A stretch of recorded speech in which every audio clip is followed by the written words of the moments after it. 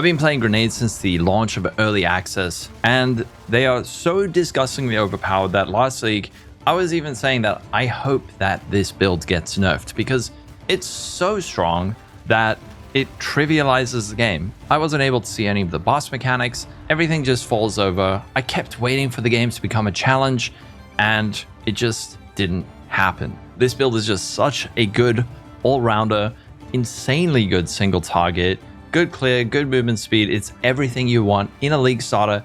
However, it is able to be scaled up to very, very high levels. But finally, I have some good news. In 0.4, grenades have finally received the nerf that they deserve, right? Hold on, let me just grenade. Oh, well, grenade got a buff. Voltaic grenade got a buff. And that's it? Wait, what the fuck? Well, never mind. Yep, looks like Doomslayer Deadeye is back on for patch 0.4. There were some changes that we do need to discuss that were technically nerfs. The good news though is that the crossbow craft for this build was unaffected by the changes to the removal of Omen of Homogenizing Exaltation. Because so little was changed, I will link my last league build guide, which goes over the build, but there is also the Mobalytics guide, which goes over the full build from level 1 all the way into endgame. And like I said, this is a league start viable build. It's also SSF viable, so if you like playing SSF, you can play this, but all the information is up here on Mobalytics. If there are a lot of people who prefer using Path of Building, do let me know. I could throw together a Path of Building for this instead, but currently this is what I have for the guide. So as you progress up to level 14, 33, 32 maps, early endgame, later endgame, ultra endgame. One thing that I do want to draw your attention to for people following through Mobalytics is that there is this nice track your build thing at the top of the build guide where you can click and you can link your PoE account, and then you can select your character, and then you can track your build through progression. There's actually this really nice little video that kind of demonstrates how this works.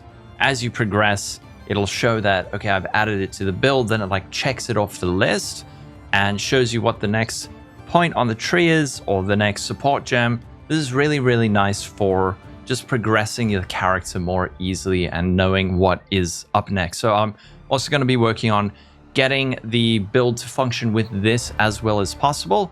So check out the track the build. If you don't have an account, you can just make one and then be able to connect like that. But let's go over the changes to this build in 0.4 because there were some changes and some of them are nerfs.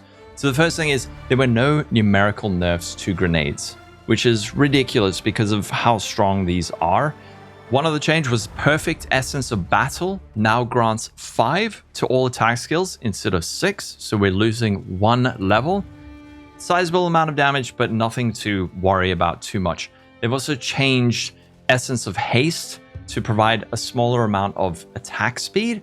However, this is not a big deal for the build. Another change is with the removal of Omen of Homogenizing Exaltation, some of the crafted items will be a bit harder to make. This is true for all builds across the board, not this one.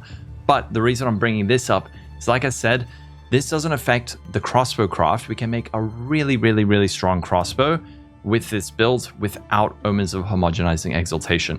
The next thing is that Wind Ward has been removed. This was the passive that came after Gathering Winds. That's the one that grants you Tailwind. And this means that we are losing 30% damage mitigation at full Tailwind stacks, which is a fairly sizable amount.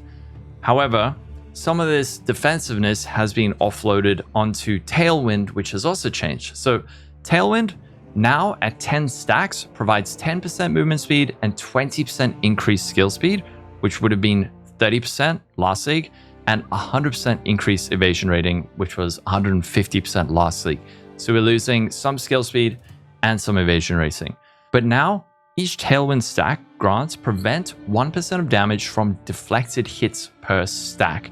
So at 10 stacks, this is preventing 10% of damage from deflected hits, which is very, very strong.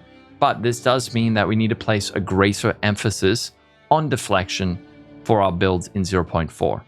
The good news though is that we now get a new ascendancy point which we can put into whatever we want. So we have the new Mirage Deadeye. This is an ascendancy passive that grants, while active, firing a ranged attack projectile will create a mirage that uses socketed ranged attacks for a short duration, then vanishes.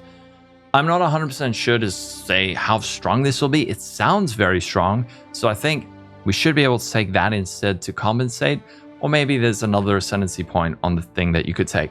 Speaking about ascendancies, I know a lot of people are wondering, can you play this on Witch Hunter because Witch Hunter has been buffed? I think absolutely. I think Witch Hunter is going to be a probably more well-rounded version of this, not as zoomy and speedy and high damage, but more well-rounded defensively, and it might actually be an even better bosser than this version of the build. So for people who want to get creative, maybe can try this on a Witch Hunter. Could also possibly do it on the new Pathfinder. Pathfinder has had some nice buffs as well. I'm not going to have time to like rework an entire Witch Hunter variant of the build, but maybe what I can do is like throw together a tree for you and show you which passives to take when, and then you can just mostly follow this guide as it is for the Deadeye. Another change is we were using Constricting Command in the end game. This is a nerf that freaks out a lot of people because Constricting Command allows you to effectively count as being surrounded at all times, which completely solves your mana issues with Defy 2. Insufficient mana does not prevent use of supported skills while surrounded, and there are a few points in the tree that provide a large amount of damage while you are surrounded. So this now means that you will need at least one enemy within 3 meters or 4.5 meters with the Paranoia Notable allocated to gain the benefits of surrounded. What this means is if you still use Constricting Command, you're either going to need to play a little bit more close range. You could swap the projectile proximity specialization into point blank instead of far shot and then do a more like close-up version of the build.